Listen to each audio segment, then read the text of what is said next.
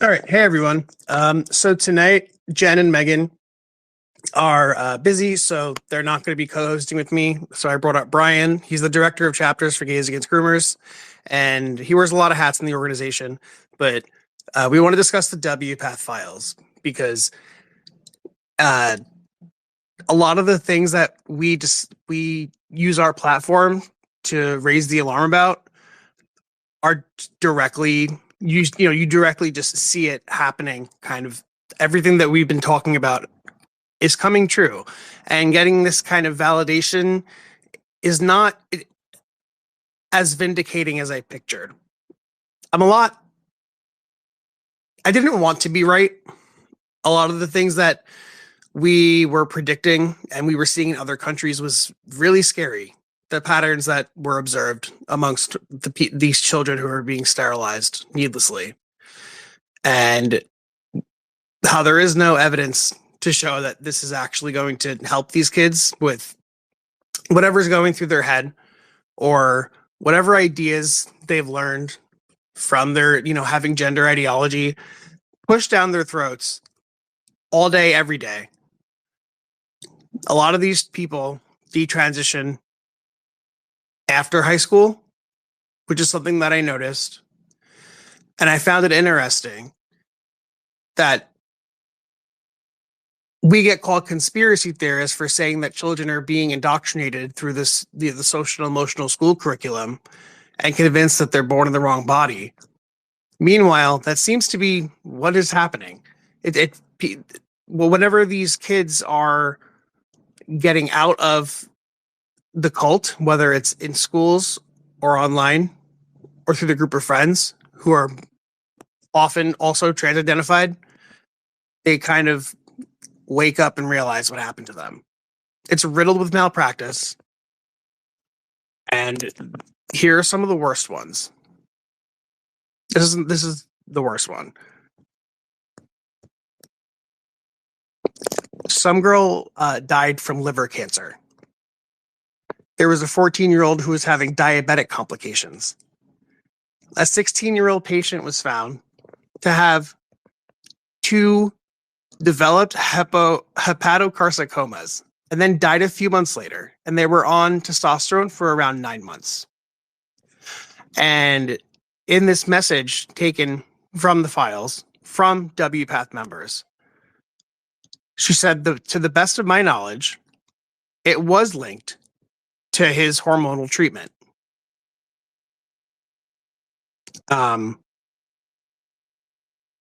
When children are blocked from going through their natural puberty, something that we've been talking about is that you're stunting them, not just their bodies, but cognitively as well.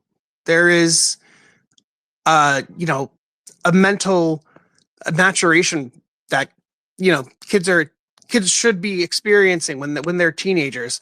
But when you block puberty and prevent them from developing whatsoever, there's studies that are linked to a decreased IQ and being developmentally behind. And that's something that's discussed as well, which was really alarming. They were talking about how one could possibly get medical consent from a child who is not only developmentally stunted, but also has not taken high school biology class. And if you go through it, they just keep getting worse and worse. I want to go to Brian for a second because we were discussing some of the files. And what's something that stood out to you? I want to do a debriefing of we were kind of proven right. And now I want to show how corrupt these organizations are and these NGOs pushing this, because they are going off of pseudoscience and ideology. They're encouraging one another to not go by the actual research. And we know this is getting banned in other countries as well, but not here. And the fact that they're buckling down, they're not doing so because they truly believe this is what's best for these children. And it shows.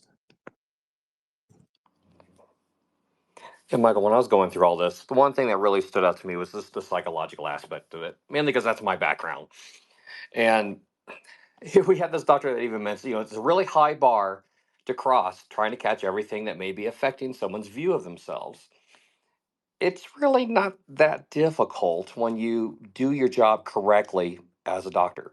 When you are a counselor for somebody and you're going through their history and their life and you're identifying all the things that are affecting them, there's almost always in these cases depression. It's always there in these cases because people are depressed, they're unsure about themselves. And these psychologists, and I'm going to put quotes around psychologists because these folks definitely are not practicing medicine correctly right now. We've had a set standard of how to do this for decades. When someone comes in and states, hey, I'm not sure about myself, I don't think I'm in the right body, whatever that case may be, however they want to talk about it, the standard program is to get rid of everything else first. Your depression.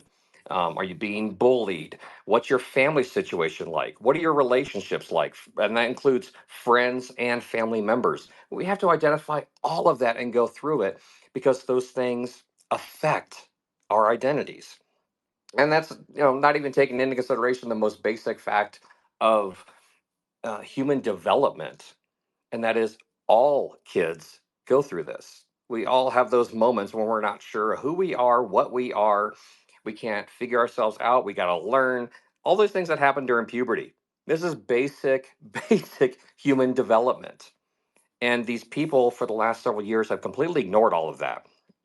We have thrown out the practice and the guides that state we can't even diagnose somebody with gender dysphoria for up to it was almost 2 years at the start, and then it was 1 year, and then it was 6 months, and now we've got people like here in Colorado doing it same day and just prescribing the medications right away. And we'll talk about one of those patients I'm working with later on in this spaces. But the psychological aspect is what stood out to me most, Michael, and it's we're ignoring everything that we have known for decades just to push this ideology. Children are being used as a tool to validate this ideology. When they talk about how sex is a spectrum, and we know that's complete wokery because there's two sexes, male and female. That's, based off of the work of John Money, but also was adopted into this queer theory stuff. A lot of the language that these, quote, doctors and professionals are using are just straight out of, the belief system. And so what they're doing is they're like taking these kids and they're creating a third sex. They're trying to, when you increase the number of the sexes, you increase the market to which you can advertise these surgeries to. Some of these surgeries, when we say gender affirming care, well, first of all, that's a euphemism because it's just poisoning children. But it's something that someone who considers himself to be a compassionate person and an accepting person, well, who would oppose care for kids? What kind of terrible person are you? You're against kids getting care? And it's not healthcare. And there are some kids who are now adults and they're feeling, the effects of these things. They're having sexual dysfunction. Their genitals are not what they're supposed to look like. There was a case with Jamie Reed, the whistleblower. She exposed that there was a girl whose clitoris was so enlarged that it hung down below her vulva. And she had to wear the same panties that men who identify as women wear to tuck like their bulge in. This girl now had to wear that. So what they're doing is almost like they're engineering this imaginary population of children for whom sex is completely irrelevant to their existence. Gender affirming care is not, they say it ranges from just using pronouns to all the way to surgeries. These surgeries, people will think, a lot of people are just going from one to the other, like male to female, even though you can't change sex. But some of these surgeries are things like vagina preserving phalloplasty. So somebody who is a female and has their entire reproductive system intact, and then they're doing this to kids, and they take skin from their forearm and roll it up and sew it like to their pelvis to be like a fake penis. And we have people walking around with, both genitals, kind of. One of them is fake. There's also guidelines for penile preserving vaginoplasty. So where they, instead of taking the penis and just turning it inside out to make like a fake vagina, they leave the penis and testicles there and they drill a hole. And this is Frankenstein surgery that's never been done before. And they claim trans kids have always existed. Listen, there's never been a population of teenage girls who were seeking to engineer themselves to have both sets of genitalia. This kind of person was never documented in medical literature. The research does not show a population of teenage girls coming through and wanting to change their sex. Clearly, this is something that is culture bound, and it's something that is resulting from a phenomenon that's popped up due to the culture. And we kind of, with Gays Against Groomers, are trying to pinpoint what is going on in the culture that's causing children, mostly girls, a lot of whom are autistic, a lot of whom are lesbian, a lot of whom have unresolved psychiatric issues and pre-existing comorbidities. And so Brian comes from a psychology background, and I'm just wondering, what do you think is in our culture and in the messaging being received through the propaganda, in the school curriculum, in the pornographic material, in the libraries, in what kids are being told about sex and gender that is convincing them that they need to receive these procedures, and if they don't, that they're going to die? I'd love to hear your opinion and what you think is causing this. Well, a lot of this dates back to just the normal things adolescents go through.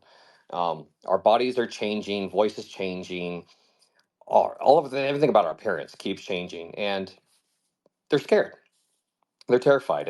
And unfortunately, this affects girls a lot more than boys. Just historically, that's just reality right there. And image is everything. You see it in magazines. Girls are always looking at the teen magazines, all the models, like, oh, this is how you have to look to be happy. You have to look extremely thin. You have to have long hair. You've got to wear these exact clothes. That's why, as teenagers, we all kept changing our wardrobes every single year. You had to be in the trend at that moment. And when dealing with these psychological issues, which is normal, and when I say psychological issues, these are normal psychological issues that every single person on the planet goes through. We all go through it. It's part of just human development. It's normal. It's puberty. Puberty sucks. So we all go through this. And kids are being told, you have to do this to be happy. And today, they're all being told, oh, you, little boy, you like wearing girly clothes, or, little girl, you like wearing more boy clothes, well, then you must be the opposite gender, and you have to take these drugs now to be happy. You have to transition to be happy, or you're going to kill yourself. That's being thrown like crazy.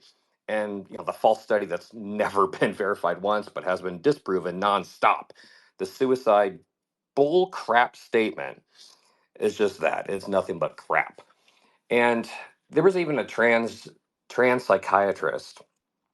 She was out, excuse me, a psychologist, excuse me, out in California. She even stated herself after doing a study with Brown University, this is nothing more than social contagion. When you're looking at the numbers over the last many generations, going all the way back to World War II period, it was an average of like a 2% increase. And now we've seen a several 1,000% increase in just the last one generation alone. This is a social contagion. And for those that don't understand medical terms, social contagion, it's the spread of behavior, attitude, and the effects through crowds and other type of social aggregates, like social media, for example. and it just goes from one person to the next. The APA, the American Psychological Association, even verified it and said, yes, this is one of the largest contributing factors in the sudden rise of gender dysphoric youth. You have to change yourself to be happy. And that's what's being shoved down these kids' throats like crazy. Instagram, TikTok, Facebook, even Twitter, they're all bad for kids because you have nothing but, quote unquote influencers parading themselves around and say, hey, look at me, look how good I look how happy I am. You need to be like me so you can be happy. And they're telling that to kids that are sitting there freaking out because their body's changing. They don't know what's going on with themselves. They're confused. Yeah, I'm sorry. To any kids that might be listening to this, it's okay to be confused. It's normal. We all were. Every single human being for all of time and history has been confused, and that's normal. You don't have to be scared, and you don't have to change yourself to be happy. Yeah. Something that I have a hand raised. I'm going to go to that in a second. But I wanted to point out that I feel like what's going on in the schools is directly reinforcing it. The research shows that socially transitioning children leads to persistence in their gender identity. And then what we're seeing now is that they're reaching adulthood, and a lot of them are realizing that they were butchered. Um, and what the schools are doing is they're saying that this is how you accept children. To not only affirm this idea, but to do so without telling the parents about it or the family about it. And your child can live a double life, essentially, in school and out of school. The gender inclusive guidelines in states like Washington include things like having sets of clothing for children to show up to school in one set of clothes. So if your daughter can just go to school and then put on the boy clothes and be called a boy with boy pronouns and a different name. And I don't understand. Well, I do. It's because they're conflating it with, a teenager who feels like they might be gay or different from their peers in general. And how you accept those kids is like, you say, so there's nothing wrong with that. But when you affirm a trans identity in a child, what you're telling them is that they are trapped in a cage. Their body's like a cage that they have to change. And even after they change it, they still might not even be happy, is the reality of it. And a lot of these people aren't. So you're telling someone, it's like when people compare it to like an anorexic, how you wouldn't, a girl who thinks that she's fat, but she's not, you wouldn't say, yes, you are fat. Yes, that's true. Yes, this idea, this image you have of yourself is reality. No. Gender affirming care is just reality denying indoctrination. And it starts, I think, with teaching these kids that they can identify as all these different genders, and you can identify as bigender. You can identify as both genders behind your parents' back. If you tell a kid that on the inside they're actually both genders, then they're going to find out that they have these, procedures which children don't understand. You can't actually change your biology, but things that can give you both sets of genitalia. This isn't something that we've seen before. And it's the NGOs pushing it in the schools that are the same people who are profiting off of these children being carved up. If the messaging that they want to give off is to love and accept yourself, and that you're perfect the way you are, and that there's it used to be, we used to encourage kids to just be themselves and not care about how others view you. But with trans, it's the complete opposite. All of it is how others view you. It's how other people, whether or not they believe you're the opposite gender, and if they treat you like the opposite gender and call you by the opposite gender. And what they're doing with gender identity policies and things like Title IX is that they're forcing everybody to affirm a delusion, to affirm an idea. And when you tell a child enough that you clap for them and say, yes, this is really you, you are really trapped in the wrong body. There is something wrong with you. And this is a good thing. And we have treatments that can help you. And we have doctors who can take away your pain. And if the pain is supposedly coming from being trapped in the wrong body, then why is everyone sitting there and saying, yes, you are trapped in the wrong body? And that's so brave. You understand what I'm saying? I want to go to the hand, and then I want to ask Brian what he thinks of that. But I know you've had your hand raised. Yeah, Hope, go ahead.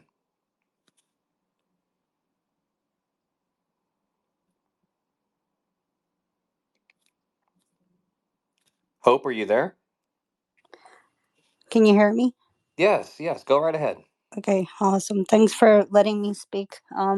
So I do agree with the sentiment of, this is vindicating and yet not completely.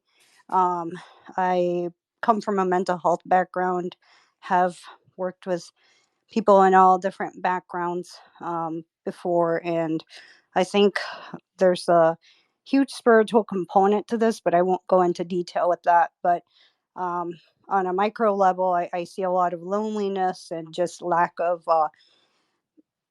like parental guidance and support and structure, a lot of trauma that can play into kids thinking or having issues with identity. And then also, like on a community level, we see a lot of kids using social media in order to like belong in places like Tumblr and TikTok. They have access to constant messaging about this gender ideology stuff and how affirming it is for you, and they're that's how the social contagion happens. And then um, as far as like school goes, they have different teachers, as you all know, and clubs where they can feel like they belong.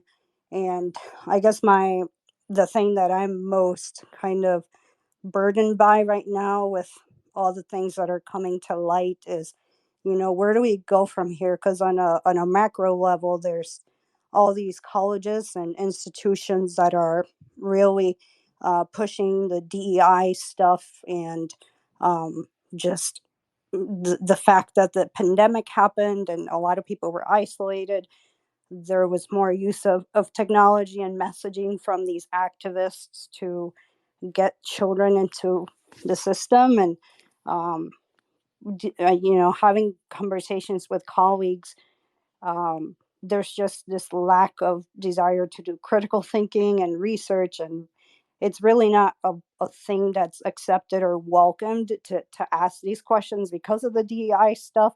So oftentimes professionals are either hesitant to question this or afraid. And um, I guess most of the indoctrination, yes, kids are indoctrinated, but we got to look at the source of indoctrination. So a lot of professionals in colleges, both, I mean, the from the lowest community college to the highest doctorate degree, they are being pounded over and over with this information, and it's going to continue unless something is done about that. So I guess there's more I can say, but I think education is going to be key. That needs to be targeted so that professionals are not continuing to support these practices, knowing that they are harmful. And even in one of the videos that they were showing as part of these files, they said, "Yeah, we know it could be harmful, but in the moment we can make them happy." And that's very like people pleasing kind of behavior. It's like I need to almost like a virtue signal, like even if it's going to harm them long term, right in this moment, it's going to make me feel good to make them feel good. So that's a huge problem that needs to be dealt with.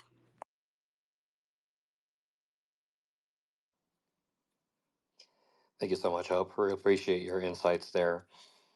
Uh, Michael was talking about the schools and what's going on there. And Out here in Colorado, we've been dealing with schools a lot lately, and it's been getting pretty extreme. We got Jefferson County, which has made national news repeatedly, and they're still making more news by the day, and never in a good way. They just had an art teacher position come up in the school system there. Had two applicants, and they decided to hire this one. It has a bachelor degree in gender studies, and keep in mind this is an art teacher. They got a lot of experience with photography, especially at Transmarch, Denver Pride. Um, well, they do have first aid certification, so that's nice to see on their application there. And most educational experiences, they're a teaching assistant. The person that Jeff Goes School said they don't want to hire somebody has a master's of education, certified contemporary art, painting in Florence, Italy, teaching experience for years. Yeah, they don't want these good people. They only want people that just want to push this ideology onto kids. And out here, at least, we're listening to teachers testifying at the state legislators, trying to fight for all these gender affirming bills. I'm not going to call it gender affirming care because it's not. Gender affirming care for minors is anything but. Um, these schools love reporting people to the state, love getting teachers in trouble. This art teacher that Jeffco hired has got a very horrible background, especially on social media. And so parents like would attend some of the after school classes, and these teachers called the cops on the parents that they're all suspicious persons and they have to be removed as quickly as possible. Why? Why do teachers and schools think parents need to be as far away from their kids as possible when they're at school? It makes no sense right there. He had that incident in California, around maybe a little bit over a year ago. I forget the exact date, forgive me, where this mother had a daughter. Daughter said she wanted to be a boy. Mom said, "You're not." So of course the girl went to the school, saw what was going on. The school reported it to the state, and California is charging this mother with child abuse. The girl started growing up. The state and the school provided all the hormones that she needed because, I guess kids know better than anybody else in the world. Girl turned 16, and like almost 90% of all teenagers and kids out there that have dysphoria, she grew out of it on her own. Realized, yeah, she's a girl, she's not a boy. But her body was destroyed. She killed herself. She couldn't live with all the damage that was done to her by the school, done to her by the state. And what was the state's biggest response about the whole situation? They dropped the child abuse charges against the mother. That was it. That was it. These schools are just indoctrination centers. We had the incident out here in Fort Collins, Colorado, again with another art club. And if you ever hear Erin Lee's story, it is extremely impactful, and you need to look up Erin Lee and just listen to her story about what happened with her daughter when these literally a self-identifying witch. That's how she identifies herself on her website. Sets up an art club at Fort Collins schools and told the kids they're trans. Kids that have never once experienced any of those feelings, never voiced it, never gave any indication of it. But these teachers know better, apparently. Just forced it on them. No, that is not reality. And these so-called teachers, and I'm put quotes around that title of teacher because they're really not. They need to be gone. They need to be removed from schools. We need real teachers, people back in teaching math and science, real science, that is. History, real history, not changed history. And it's just unreal how much people are trying to get parents out of the way so they can just go after these innocent, vulnerable children who don't know better. And people that keep trying to say, oh, these kids know better at age 5. No, they don't. It's physically impossible for them to know better. Because again, back to basic human anatomy and human development, the prefrontal cortex is the source of our personal identities. It teaches us what's right from wrong. And that doesn't finish developing until the 20s. There's no way in hell a 5-year-old knows this. It's impossible. I'd like to go to our GAD New York account and call on our chapter leader, Maya, there.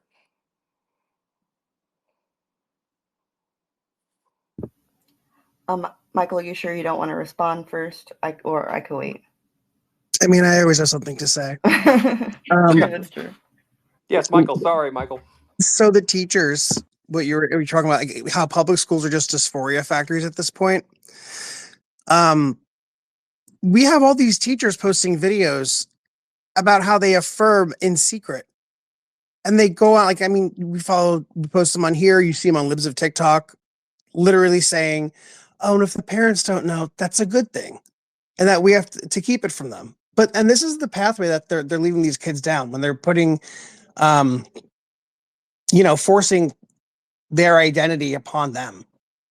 A lot of them are like these they, them teachers, these non-binary teachers who are saying, well, I'm queer, so I like it when I teach the kids about being queer. What does that mean? Queer. That's ideology. And that's taking your identity, your sexual identity, and forcing it upon children. Why are you trying to force your identity onto children and make them participate in your identity? You shouldn't be getting validation from children being forced to call you something that you aren't. And they can even sue for discrimination under sex harassment if they're called the wrong pronoun. So what they're when they say it isn't happening, we're not trying to, force anyone to use pronouns. That's just being polite. Well, no, in schools they're being forced to use the pronouns to kids. They said there's no surgeries happening to children, and that, oh, maybe sometimes they'll give them a puberty blocker, which is reversible, and that's it. Meanwhile, the people running the show at WPATH said that they feel the best time for surgery is the summer before their last year of high school. So 16 years old, I thought it wasn't happening. They said, as a background, I performed about 20 vaginoplasties in patients under 18. I saw a comment that said it's happening to boys too. Well, they're admitting it. I currently am battling my hospital for the ability to continue to do so in certain cases where I feel it is sound medical practice based on the situation and the patient.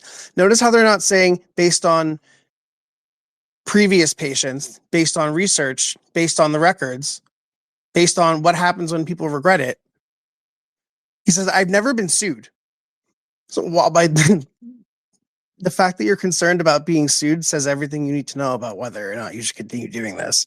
But none of these patients have regretted their decision that I am aware of. Not all of these vaginoplasties had perfect outcomes. The majority of them, the ones who had trouble, usually had trouble following the dilation schedule and the vaginal stricture. Patients over 18 can have the same dilation difficulties. Even when patients had difficulties, they did not regret surgery.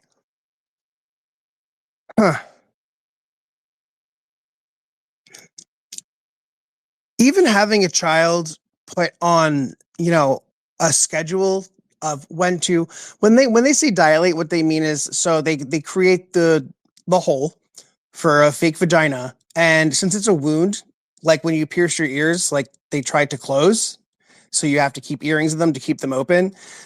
A dilator looks kind of like, it's the same thing that women use when they have pelvic floor issues, kind of like a dildo. Like then you have to have a child, or maybe the parent helps, depending if you're Jazz Jennings, that's what his mother did. Every day, put this inside of them and sit there for like an hour just to keep it open. 16-year-old kids can't even remember to brush their teeth. They can't remember to do their homework. And they're being put in charge. We're treating kids like adults. And they have no idea how bad the complications can be, because those who have complications are not advertised to these children. The influencers are saying, no, I rarely have complications. I love my transition and I love my surgery. And they're expecting something to be great Meanwhile, you had the president of WPATH, transgender Marcy Bowers, she, her, saying that she recommends not paying attention to detransitioners and not letting them and their stories, and if you decide to treat them, deter you from from other people transitioning, is how she said it. But what the mean is from sterilizing more customers. So we don't want to we would show how it can go wrong and show the reality, because it might turn away potential lifelong customers. This is not healthcare. This is an industry and a business. It's corrupt. And WPATH needs to be shut down. I don't think it could be reformed. I don't think that we can reason with these people. And I don't think that they're going to own up to the fact that they were wrong. Hence why we need to force them and make sure nobody forgets what they did. And now that it's crumbling and the proof is there, it's just going to keep unraveling. Amaya, what did you have to say? I just wanted to kind of jump on what you were talking about. For WPATH, when it comes to NGOs, I feel like one of the main things that has to be done is to, call these NGOs out and hold them accountable for what they're doing, because at the end of the day, these doctors, it's not a big coincidence that all these doctors are, doing the same malpractice, being greedy the same way. It's not because they're doing it for free or because, they honestly believe that they're helping these kids. They're doing it because they know they're going to get a check. And this is like a big experiment to them. And they're just collecting data for the other NGOs that they're working with, who happen to also be similar in the same organizations who are also pumping this stuff in school with gender ideology. It's like kind of all going hand in hand, because I kind of been thinking about, like in earlier comments, what's influencing these kids to really be influenced by any of these stuff. And like in the past, teenage girls used to jump on it's just normal. Teenage girls will always worry about how they look. And this is just one of the unfortunate modern things. We used to have anorexia and bulimia and eating disorders, and that used to be super common. And because girls used to see magazines and stuff like that would influence how they would see their image. Now schools are teaching them that they can be multiple genders. Now the biggest celebrities are trans or non-binary. It's influencing how they think. These same NGOs are also putting policies into place, like the one in New York that, is an inclusive policy that basically guidelines how to treat if a student is trans, how to hide it from their parents, what documents could have that name on it, if they can hide it at all, if the parents have any right to find out. And it just really sucks, because this is the one thing I wish we weren't having to be right about. It just sucks to be vindicated on this, because it's children's lives that are being affected by this. And it breaks my heart, because like this doctor said, a WPATH member, it's out of their developmental range sometimes to understand the extent to which some of these medical interventions are impacting them. Yes, of course, because they're teenagers and they're children. And who here in their right mind as a kid was thinking about the long-term effects of anything, really? Like, that's kids don't have a developmental frontal lobe. They don't think about things in the long term. They're going to think about their common happiness. And it's disgusting to me that these doctors sit there and put their current happiness over the well-being of their long-term health. And they're just saying, oh, it's fine because, it's whatever, it's making them feel good in the moment. It's just, I'm having a hard time believing it's just a coincidence that all of these doctors are crappy. There's just no way. They're being paid by somebody. This is just, I just hope that these doctors get held accountable, and that malpractice suits start to file in, and that people start losing their medical license and start getting locked up, because that's the only thing that's really going to start changing. This space was downloaded via spacesdown.com. Visit to download your spaces today. For me, that's going to change the path on where we're going on. But it's nice to see that we are finally exposing the truth, and hopefully gets that going on the ground running. Yeah, and they knew what they were doing. Dr. Ren Massey, a psychotherapist who is affirming these children and writing letters to have them get these surgeries, said that he knows patients who get to explore their sexuality and that some of them clarify their gender issues over time. But regardless, he admitted it's a high bar to cross sometimes to try and catch everything that may be affecting somebody's view of themselves and across domains of their life experiences. So on one hand, he's saying, yeah, I know I'm sterilizing teenage lesbians. But on the other hand, he's saying, you know, that there might be something else that's affecting the way they are viewing their identity. Before I go to the next person, I'm going to have the next person speak, and then we're going to do, if you want to send a request, if you're a listener, and ask a question or make a comment, I have to read off the rules for spaces.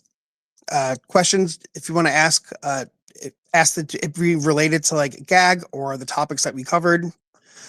Questions and comments to keep it to 3 minutes or under, because we want to we take this for an hour every week.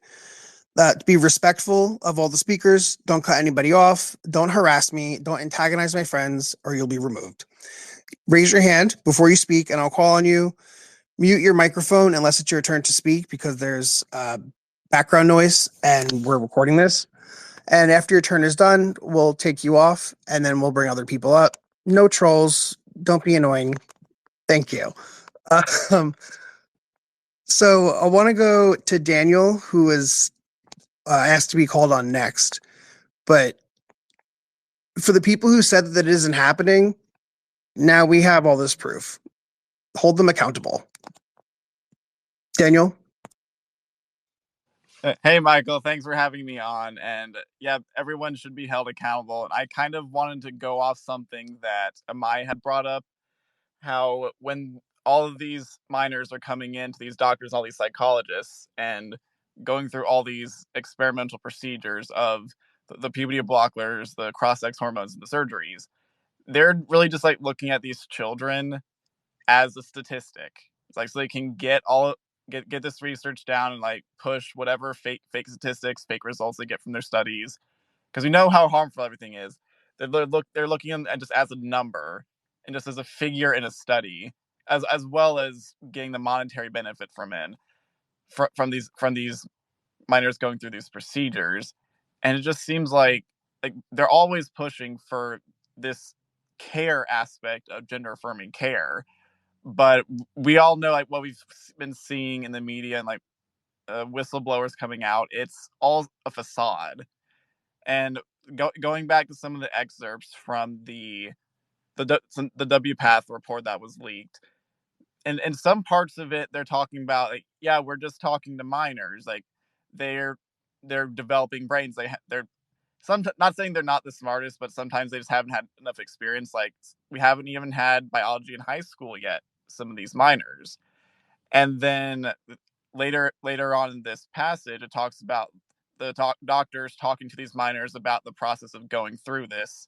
And it's like, oh, I'm just like talking to a blank wall, like someone who they can clearly tell for like in the current younger generation doesn't have the longest attention span, or it's like the capacity to like fully understand these lifelong decisions. And so I feel like these doctors are kind of taking advantage of that, as well as some people who could possibly be on the autism spectrum. And they're taking advantage of their just like lack of care, like, okay, whatever, I hear what you're saying, just like, let's just get this going on because I'm feeling this way. I want to be affirmed. And then when it gets to points of like further along in the process of either with the hormones and or the surgery, they're kind of putting the blame on these minors. And it says like when anyone comes to complain about issues they're having with their surgeries, they're starting to feel like it wasn't the right choice, saying individuals are entitled to make their own mistakes. And it's like some mistakes are valued higher than others. The idea of detransitioning as it frames being cisgender and the default resources pathology. So sorry, I got a little sidetracked there. What I mean to say and how it's saying like, people are allowed to make their own mistakes, referring to the minors who are going through these surgeries after being provided all of this information by what supposed medical professionals, quote unquote. It says, but as long as they're capable of making that decision of sound mind while informed of the risks, then that may all be all you can do. And to me, that just seems so hypocritical, because one thing they're saying, oh, they're being provided all of this information and all of these risks. But how many times are these doctors actually listing all of these potential long-term risks when it comes to specifically minors going through all these surgeries and all the long-term effects of the hormones? And it's just like, sorry, you can speak. I'm getting a little sidetracked. No. It's hypocritical. It's victim blaming. Because they're saying that these kids are of sound mind and they can make this decision. Kids can consent to this. Let kids choose their healthcare plan. And kids know who they are.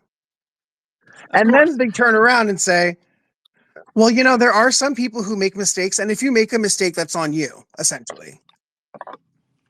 If you make a mistake, so we're hurting these kids, and then we're saying, well, I mean, it was your identity. We were just affirming what you were telling us.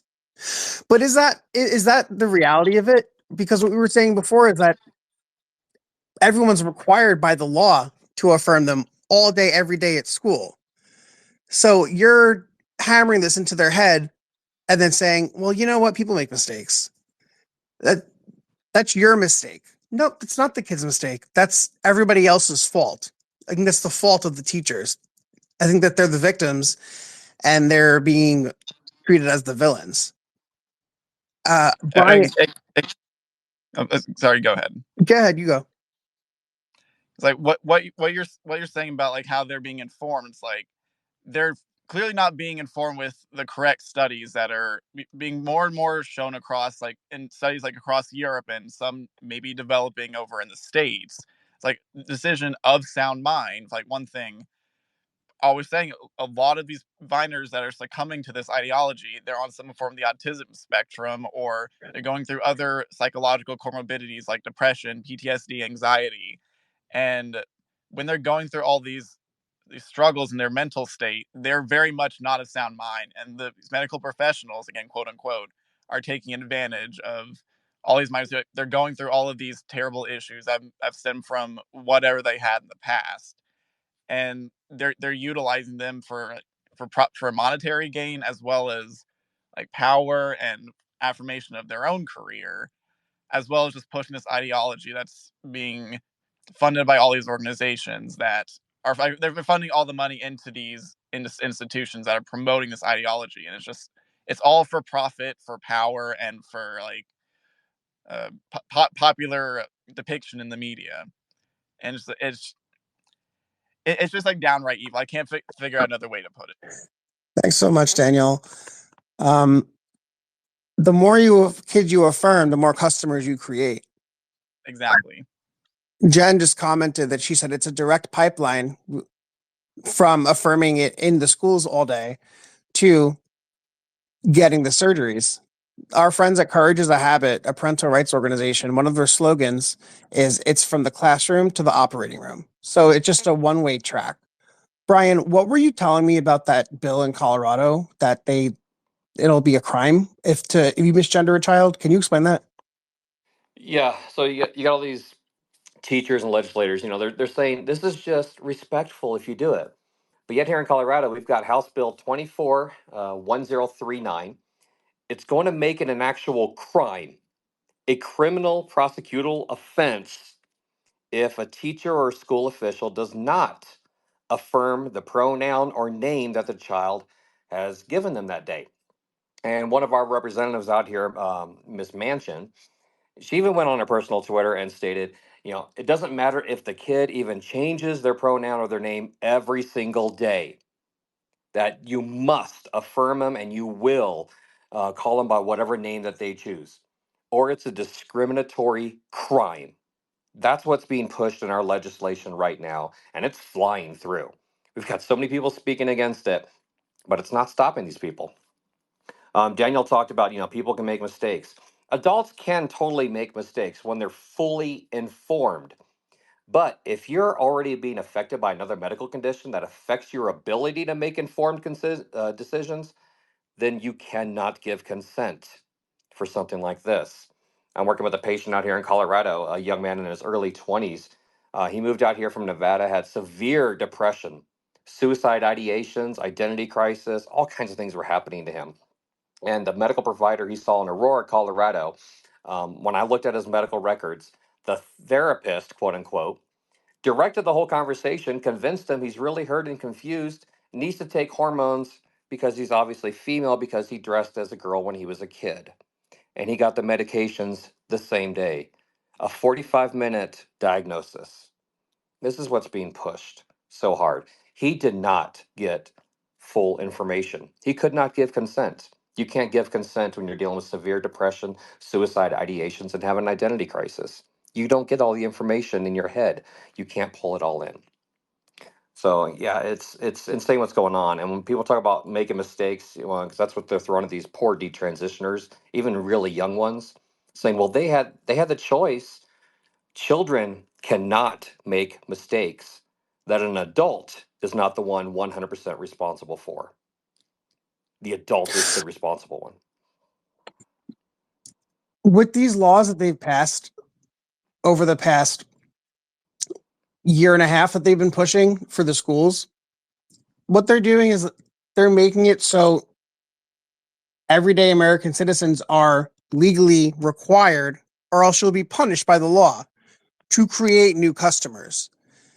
Like they're forcing those who are not in the cult to force more people to join other people to join the cult, even if they aren't. And if you don't, then you get into legal trouble. That's wild. I want to go to two genders, one truth, and then we'll do Joey, Jen, Daniel. I'm keeping track. Two gender, one truth. What's up? Hey, so yeah, I just wanted to talk about, for me, there's a lot wrong with that. With the WPATH files, like it's very hard to know where to start, but the one part that I wanted to talk about that really bothered me was the doctor that discussed seeing patients when they were in their teens and asking about future family planning. And for some of those patients, he was able to follow them into their 20s. And he said when they were young, and he talked about children, they were like, oh, babies, gross. I don't want anything to do with babies. And then he followed some of them into their 20s. And then he, on video, callously says, I guess your dog's not working out for you, right? Because, he's saying basically all they can parent after they have, irrevocably harm them, all they can parent is a dog because they aren't able to have kids themselves. So he admits that that's one of the issues is that, of course, when you talk to a teen, they cannot consent to getting rid of their fertility later on in life. So, my first part that I wanted to address about that is we hear all the time that there is no regret, it's very low. But the way that they were speaking on this call, which of course they wouldn't want us to hear and they didn't talk about publicly at all, is that they clearly do hear about regret. Is he recording those things? Is he putting those down in his reports? Because a lot of the regret, studies, they try to go back and look at doctor reports to try to figure out did somebody regret it. And I highly doubt he's going in and saying, oh, this person told me they regretted this aspect of it. So, maybe the child says, well, I don't regret the transition, but I regret not being able to have kids, and that's not being recorded anywhere. We're only getting like little, glimpses into what they're actually seeing, and they would never publicly admit that. So, again, just another point about how regret surveys or looking at reports from doctors to assess regret is really not very useful. And then the second part of this is some of you have heard me speak about this before, but I like bringing this up because it has to do with this. I have endometriosis, super, super painful condition. When I was also in my teens, I said the same thing like, I want a total hysterectomy. I don't care about kids. I think kids are gross. Please, somebody just take this out of me because I can't deal with the pain anymore. No doctor in their right mind, and I thank God they did not, would give me a hysterectomy, even after 18, even into my, young 20s, they wouldn't touch that with a 10-foot pole because they said you don't know, even in 10 years from now, if you are going to want kids and you are too young, there are other things we can try to do. And that is for an actual condition, not something in my head, that I had tons of pain, was in the ER constantly. They wouldn't even do it in that aspect. And here they are for somebody that it's in, either in their head or it's a fad or whatever it is. They are willing to completely get rid of their fertility because of this ideology. And it blows my mind. Any woman that has been through the hysterectomy thing or endometriosis can see this complete hypocrisy in the willingness to get rid of a child's fertility later on, or a young adult's fertility, for this specifically, but not for actual medical conditions. So that's all I wanted to bring up. Thank you so much for sharing that. You mentioned about regret and, is it being recorded properly? It's not. And that's the problem right now. Out here in Colorado, we got the state medical board that's been pressuring therapists to not take detransitioners, to not take them. The young man I talked about just a little bit ago, he's been desperately trying to find a therapist because he's still suicidal and he can't find one because he goes and he tells them, I'm detransitioning, I got diagnosed wrong. If they took him in, they would actually be forced to make a report about the improper medical practices of their peers. And in the documents that just came out recently from WPATH, the World Professional Association for Transgender Health, part of it in there was their own statement. If an individual patient feels they've made a mistake, we can support them through that as well. But hopefully we can be careful with not letting that change the way others receive care. So yeah, let's keep hiding things. That's what they want to do. Hide it. Let's go to Joey. You're up. Hey, Brian. Hey, Michael. My question is actually for you, Brian. So at the last number that I saw, roughly 28%, about a third of Gen Z identifies as somewhere on the alphabet spectrum there. I was wondering if you think there's an element of normative conformity at play here, or if maybe not that, but if you think there's an uptick in other comorbidities or psychological disorders that are causing it. That's a good question. Honestly, the majority of people identifying as one of the great many letters of the alphabet soup is just peer pressure. They're doing it because it's a fad. We've seen it, even Hollywood has been doing it. We've had that one actress, I forget her name because she's that forgettable to me. She's like, oh no, I am non-binary, you have to call me that. And then she got tired of it because she had to explain it over and over what the heck non-binary even means, other than you've got a bad haircut. And for kids, I'm sorry, it's a fad. And the majority of them are doing it because their peers are pushing them into it. The schools are pushing them into it. We've got pride parades, for goodness sakes, in elementary schools. These kids, nothing functions on them. They don't even know what they are. They don't even understand the differences between themselves. And yet they're running a pride parade and they're all told, hey, you are queer. No, you're not. Okay, queer is a slur, by the way. That is a slur against gay people. It has been forever, and it still is today.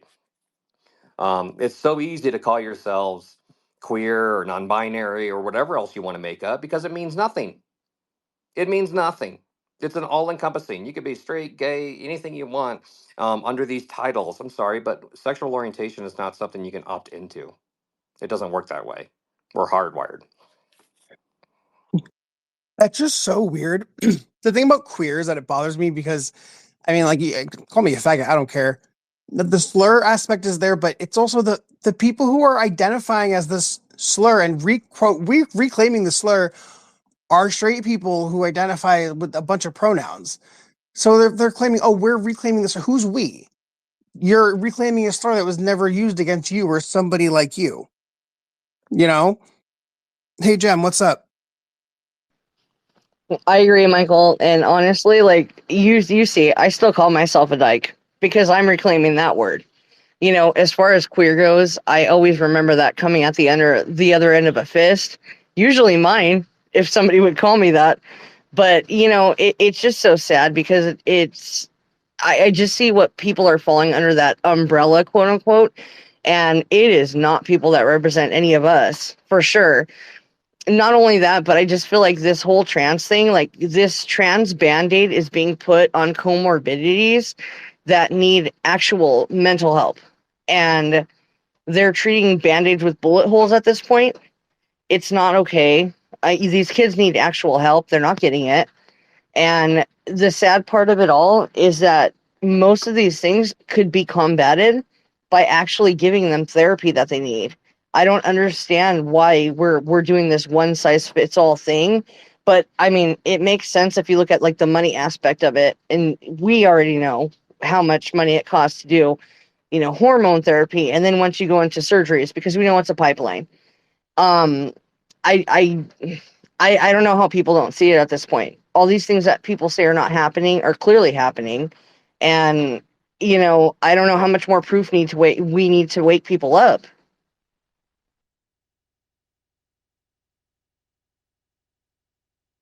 This is why we do what we do.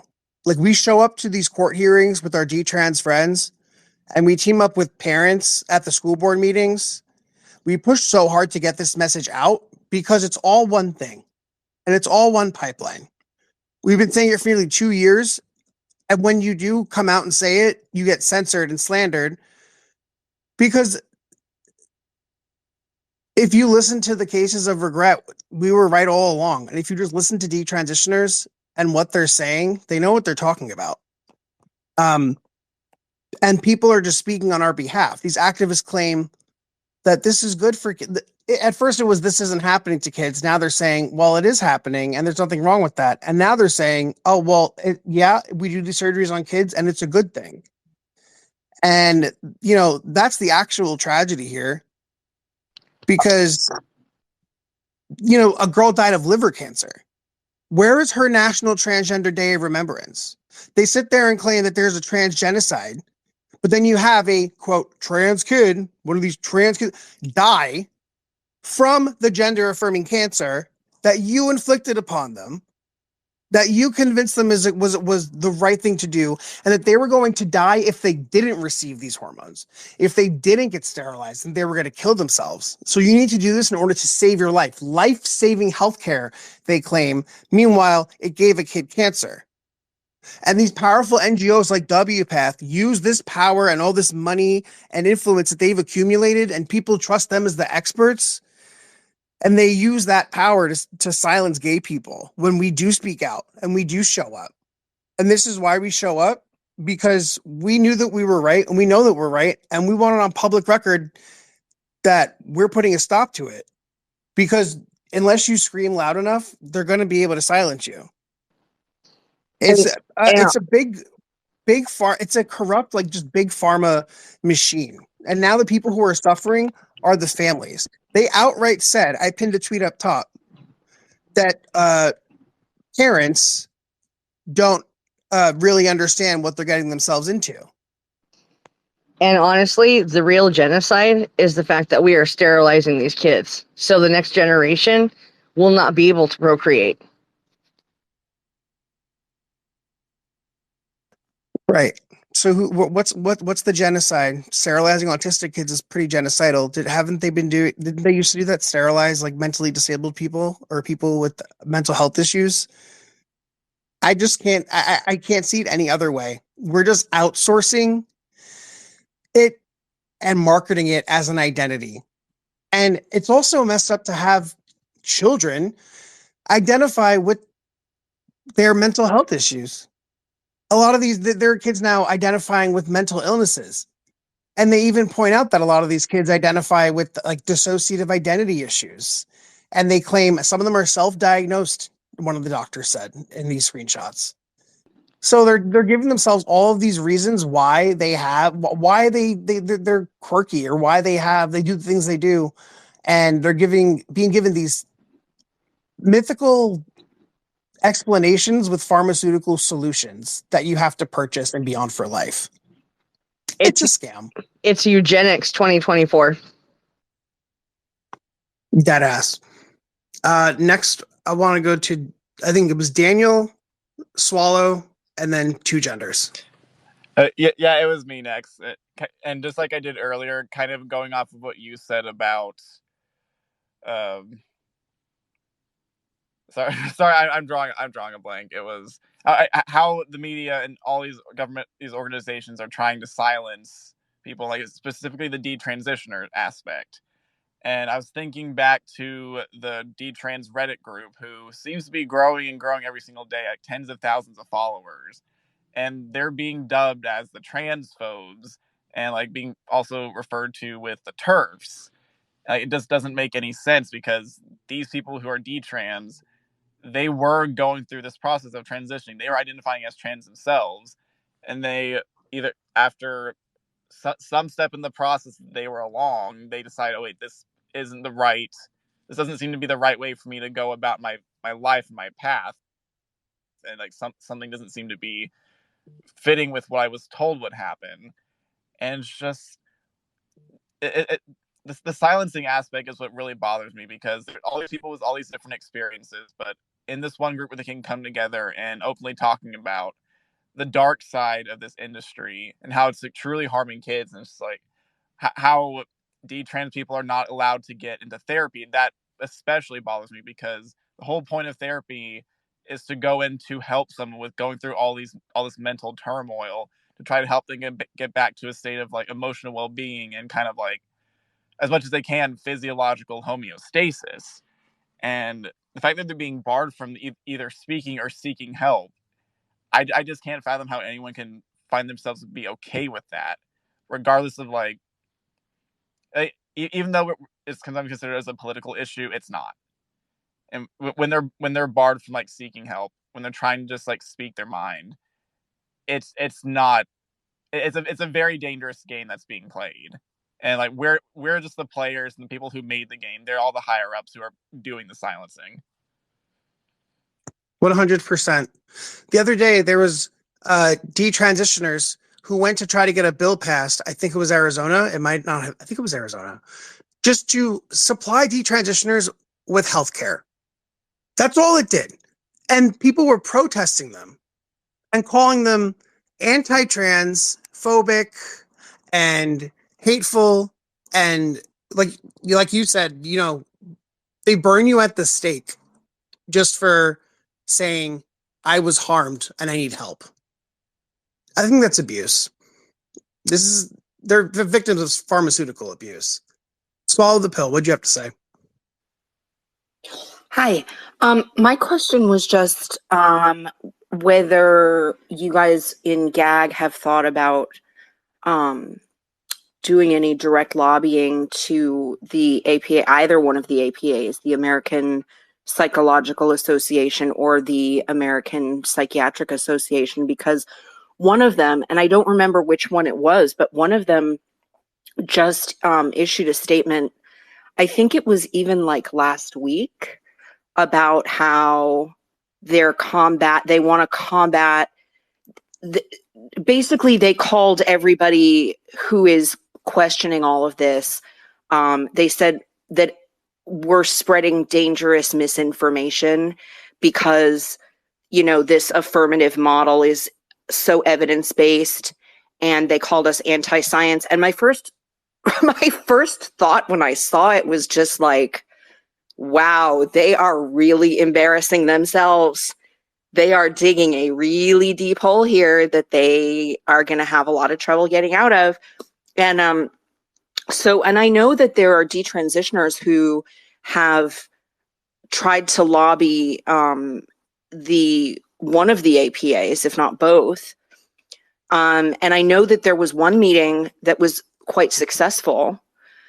They thought, the detransitioners thought, and then it was a thing where a couple of weeks later, it had basically just gone in one ear and out the other, because there are so many activists, within these organizations who just are not going to let anything else in if they can help it. They're just going to keep pounding it down and pretending, that none of this is happening. And so it occurred to me, with the WPATH Files coming out, that this might be a really good tool or, some solid evidence to bring in. And I feel like maybe Gays Against Groomers is, I don't know, like maybe you guys might get an audience that other people wouldn't necessarily have, if that makes any sense. So I was just wondering if you guys had talked about that.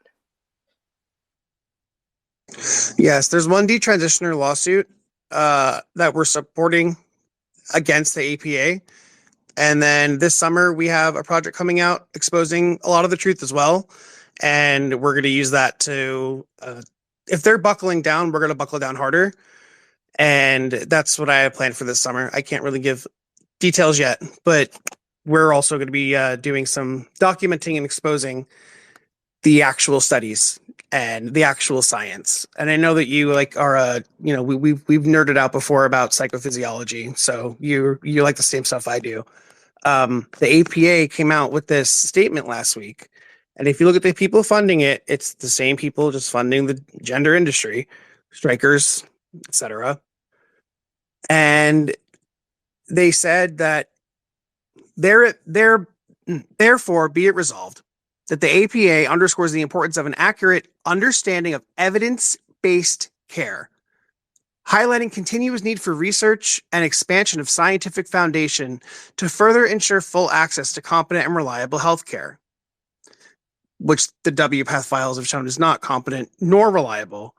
They're claiming that we need to research more, but in order to research more, you need test subjects. So what they're proposing is that, well, we keep looking into it and just, keep bring in as many victims as possible, as many customers as we can possibly get while we can. They see that this is taking a nosedive and they're trying to keep it afloat. And we want it abolished. So if they're buckling down and they're going to lie and claim this is evidence-based and this is what the studies say, because they cite faulty studies. These are studies that we've written articles debunking. And they're just hammering down on the fake, the propaganda and the cult speak. And if we expose the truth and the actual studies, I think that's what's going to get through the APA and organizations like that. If they're seeking evidence-based care, we need to take the evidence and kind of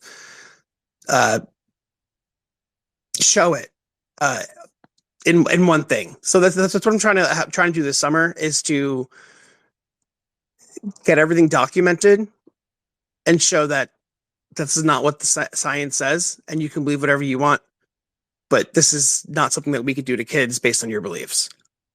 And that's my plan right now. But all you need to do is tell the truth if the other side is working off of lies. And so my advice for that is to show them the receipts, because eventually you can't deny that what the research was predicting and showing is what wound up happening. We saw there was a social contagion. Research documented that most kids would grow out of this. Research documented that detransitioners were falling through the cracks. And through these lawsuits and them being able to provide the proof that it was happening is the way to get it shut down, and a way to get them to admit that they were wrong. Because right now they're at a point where they have to admit that they're wrong, or either that or buckle down on the faulty evidence that they have and then call for more evidence. So call for more kids to get tested on. No, this ends now. And I want to go to co-host Brian, and then 2 genders, 1 truth. And then we can end because we're over an hour. Yeah, it's the APA really should be looked at as pretty much nothing more than a political organization. It's really not the model of medical care anymore, and then it hasn't been for a really long time. There are so many people in my field that have spoken against the APA and then found themselves outside the field so fast, losing licenses, losing practices, losing their businesses, everything, because they dared to speak against the narrative. And the APA, they made a statement here. The practice of youth transitions now has 30 plus years of evidence, and almost 20 to 25 years of that said it's bad. It's really bad. Like, don't do this. You cannot do this to a child. We've got Sweden, that kind of started this whole crap. The good old Dutch protocol out there, Sweden was behind it 100%. And then they actually did a real study for a change and like, oh my God, no, stop. Everyone, just stop. This is wrong. We cannot do this. And Sweden also did another study looking at all the different medical studies in the entire planet. Anybody that ever claimed, hey, this works for kids, you need to do this, they looked at that study. Not a single one of them, not one, even used proper control groups. Not one cited the things correctly in it. And almost all of them were filled with so much misinformation as well as manipulated data. People that were in control groups, like such as from Dr. Turbin out in California, which most of this country relies on his studies like crazy. Legislators and school teachers are always talking about Dr. Turbin's studies. That dude removed people from his study if they weren't answering the way he needed them to answer so he can get the result he wanted. And we've got so many countries throughout Europe that are all falling over themselves going, oh, holy crap, we all need to stop this. And they were the ones that started it. So that says a lot right there. APA is a political organization. And the majority of us that are kind of in this field, no, they can go piss up a tree because we don't care what they say. They're idiots, complete idiots. Let's go to two genders. Thank you so much. Thanks so much, Brian. Two genders and then gay penguins, and then we're going to close out. Thanks so much for everybody who participated tonight. We're going to be back next week with some detransitioners because it's Detrans Awareness Day, and we're going to hold a space in honor of that. And it's time. I want to platform those voices so they can tell their own stories, and you can hear it firsthand. We have some good people coming on that we've contacted, and that's next week. So stay tuned for that. Two genders. Hey, I will make this very quick. I'm just going a little bit further back in the conversation. I wanted to mention about the eugenics thing. I feel like everyone talks about John Money, but people often forget Magnus Hirschfeld. He was a sexologist, and he opened the medical society, I think it was for sexual science and eugenics. But a lot of times when you hear or talk about him, people drop the and eugenics part of the clinic.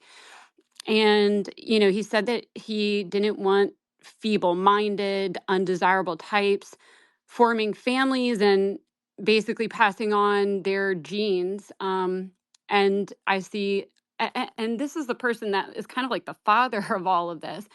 And we don't talk about it at all. They purposely definitely don't talk about it at all. And we were kind of talking about those with autism and things that this ideology really, or people that this ideology rather targets. And I think this is right in line. I don't really see any other difference. So I wanted to mention that. And then the last part is, I think it was mostly Peaceful was talking about other people that or teens that come into a clinic and they present with other issues. And maybe Brian had mentioned this too, but if a girl comes in and says, oh, I think I have DID, or I think I have a tic, or things like that. And it was Jamie Reed at Washington University, who was the whistleblower, that said, these people are coming in and they're saying they have all these other things, mostly high school girls. They're all coming in groups, which is evident of a social contagion at the same high school. And they're saying that they have these other things. And we're going to ignore all of that and tell them that those are in their head. They don't actually have a tic. But we are going to accept the one thing that they are the opposite sex, and we're going to put them on puberty blockers, hormones, and sterilize them.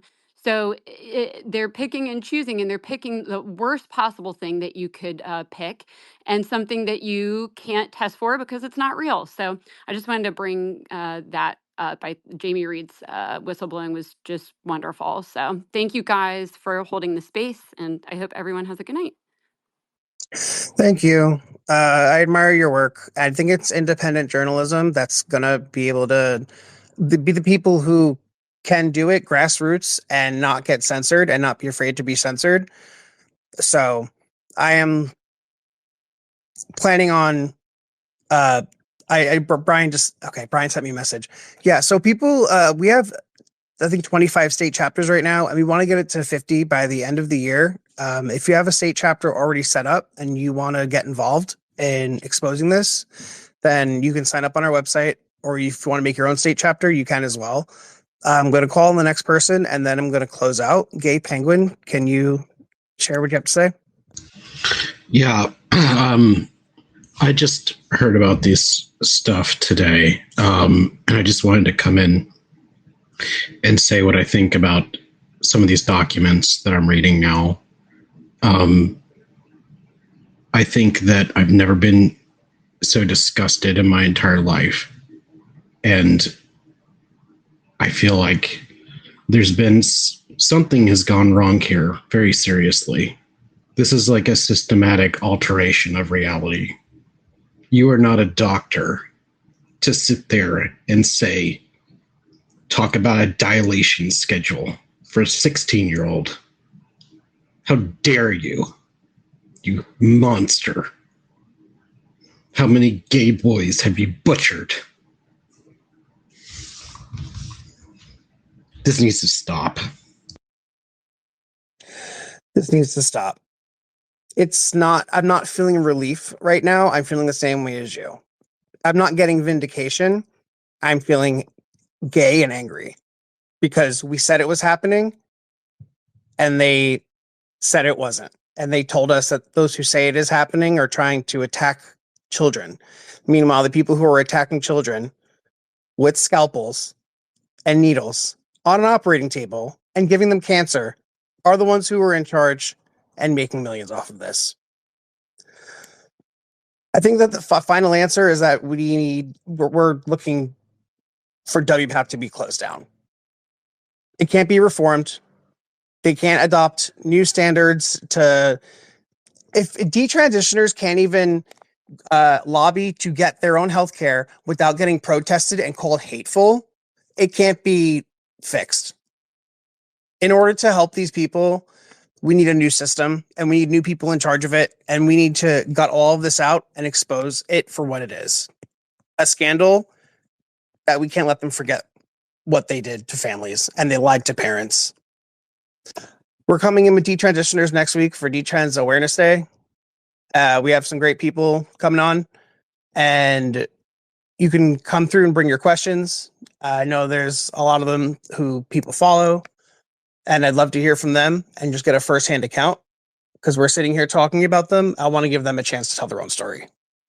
We'll see y'all next week at 8 p.m. Eastern, like every week. And I'll talk to you then. Thanks so much for coming. And thanks to those who participated. I love hearing what you have to say, and I want to hear from you. Have a good night.